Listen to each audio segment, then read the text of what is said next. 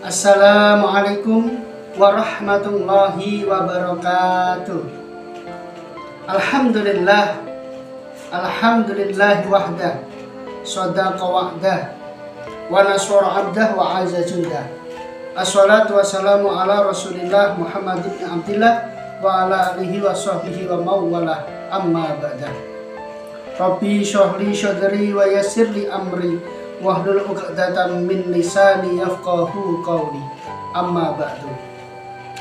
Teman-temanku yang dimuliakan oleh Allah Subhanahu wa taala, kalau kita ingin membangun sebuah rumah tangga, pasti kita berharap bahwa rumah tangga itu harus harmonis, kemudian nyaman, damai, sentosa, tanpa ada prahara-prahara yang menimpa rumah tangga kita.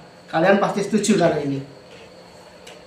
Tapi terkadang teman-temanku, kalau kita melihat pada akhir-akhir ini, kelihatannya rumah tanggane kuwi ayem tentrem, ora enek apa-apa. Tapi tiba-tiba suaminya punya selingkuhan di mana-mana. Akhirnya suami istri bergejolak, prahara menimpa rumah tangga mereka, dan akhirnya terpisah dengan sendirinya. Ada lagi rumah tangganya kelihatan juga nyaman, tentram sekali. Tiba-tiba istrinya ketahuan selingkuh. Nah, ini ada apa sebenarnya?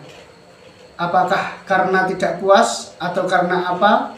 Atau mungkin ada hal yang perlu menjadi sebuah hal yang harus kita pelajari.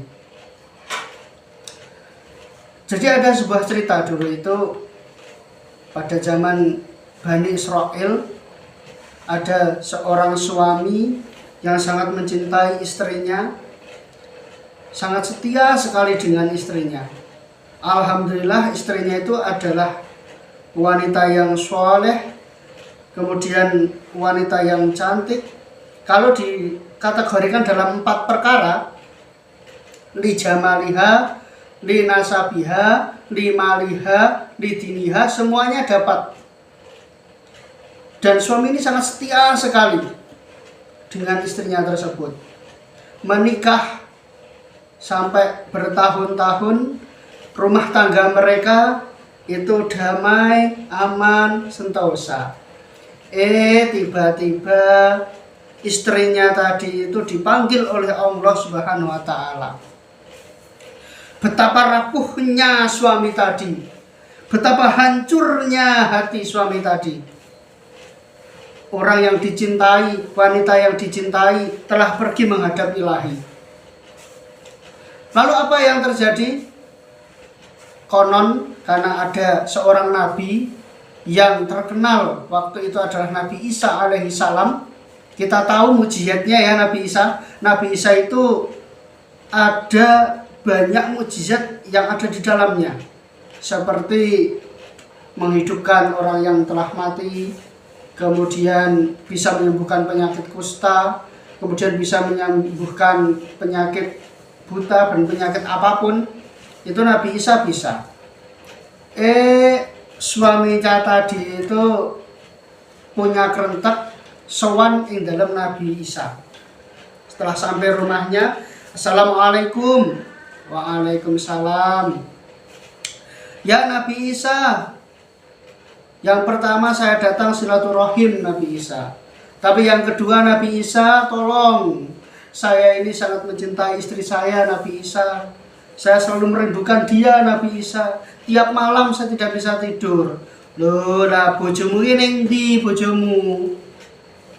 Nabi Isa, istri saya telah meninggal dunia Nabi Isa. Aku mendapatkan kabar bahwa engkau bisa menyembuhkan atau bisa menghidupkan orang yang telah mati Nabi Isa. Saya mohon Nabi Isa, tolong hidupkan kembali istri saya Nabi Isa. Saya ingin bertemu kembali dan hidup bersama kembali dengannya. Nabi Isa pun dengan senyum kemudian mengajaknya menuju ke makom. Ayo kalau begitu antar saya ke makam istrimu. Kalau di Timur Tengah sana, di Bani Israel yang dulu itu, rata-rata kalau di gurun pasir itu kuburannya itu cuma apa itu namanya ya dekoan terus di ndure didelai watu. Nah, hampir kalau kita tidak bisa melihat tempat aslinya, itu kita tidak bisa membedakan yang mana kuburannya. Setelah sampai situ ditunjukkan oleh sang pemuda tadi, sang suami yang setia tadi. Mana pemuda, kuburan istrimu tadi yang mana? Yang ini, Nabi Isa. Kemudian Nabi Isa berdoa dan mengatakan, kum biidznillah. Seketika kuburannya membelah, kemudian keluar jasad yang sangat hitam, legam, dan penuh luka. Kemudian dia bertanya kepada sang pemuda tadi, apa ini benar bojomu? Nabi Isa, demi Allah Nabi Isa, itu bukan istri saya. Kayaknya salah kuburannya. Walah salah, oke, kalau begitu saya matikan lagi. Kemudian wanita tadi itu setelah keluar dari kuburnya kemudian dimatikan lagi dengan perantara doanya Nabi Isa kepada Allah. Kuburnya tertutup lagi. Terus kemudian Nabi Isa berdoa lagi, namun bertanya lagi, pemuda coba yang mana? Insya Allah yang sebelah kanan ini Nabi Isa. Ini adalah kuburan istri saya. Kum biidznillah. Ketika kuburannya terbelah, kemudian keluar jasad yang sangat putih, cantik jelita. Kemudian sang pemuda ini menahan tangis haru karena dia mendapati istrinya hidup kembali. Ya Nabi Isa, terima kasih, engkau telah menghidupkan istriku kembali. Ya rapopo, silahkan bawa istrimu pulang dan hidup bersama-sama lagi. Saya doakan kalian bahagia selamanya. Ya, terima kasih Nabi Isa. Setelah pulang, mereka hidup bersama lagi, bahagia kembali. Namun suatu saat, suatu hari, istrinya ini sedang belanja ke pasar. Setiap ke pasar, kemudian pulang lagi, ke pasar, pulang lagi. Ini bertemu dengan penjual yang ada di pasar. Ini sangat ganteng sekali. Dia adalah anak bangsawan. Nah, kalau di zaman sekarang itu adalah anak bos. Nah, saking gantengnya, istrinya tadi kepencut dengan orang yang sangat ganteng situ. Nah, lama-kelamaan punya hubungan khusus dengan anak bangsawan tersebut. Tanpa ada yang diketahui, hubungan tersebut menjadi hubungan sangat intim. Hanya si wanita tadi bilang kepada suaminya, wahai suamiku, maafkan aku, kita harus cerai. Loh, kenapa? Apa yang kurang dariku? Aku telah menafkahimu, telah memperjuangkanmu, dan bahkan aku sudah meminta Nabi Isa untuk menghidupkan kamu agar aku tetap bisa bersamamu. Tapi takdir berkata lain, suamiku. Aku telah mencintai seseorang selain dirimu. Siapa? Yaitu anak bangsawan yang sering aku kunjungi di pasar. Oh, kamu ini dasar wanita yang tidak tahu diuntung. Ya udah, tanpa basa-basi akan aku cerai kamu. Setelah dicerai, wanita tadi langsung menikah dengan bangsawan tersebut. Si laki-laki tadi menangis kemudian pergi ke gurun. Di sana dia hanya menangis meneteskan air mata. Ternyata dia bertemu dengan Nabi Isa kembali. Nabi Isa, kenapa nasibku seperti ini Nabi Isa? Aku sudah merelakan segala jiwa ragaku. Aku sudah setia dengan istriku, tapi aku dikhianati Nabi Isa. Kemudian Nabi Isa mengatakan, wahai pemuda, jangan bersedih. takdir Allah berkata beda. Jika engkau tahu siapa wanita yang paling rugi di dunia ini, adalah istrimu. Karena apa? Karena istrimu telah melakukan perselingkuhan dan mengkhianati cinta sucimu.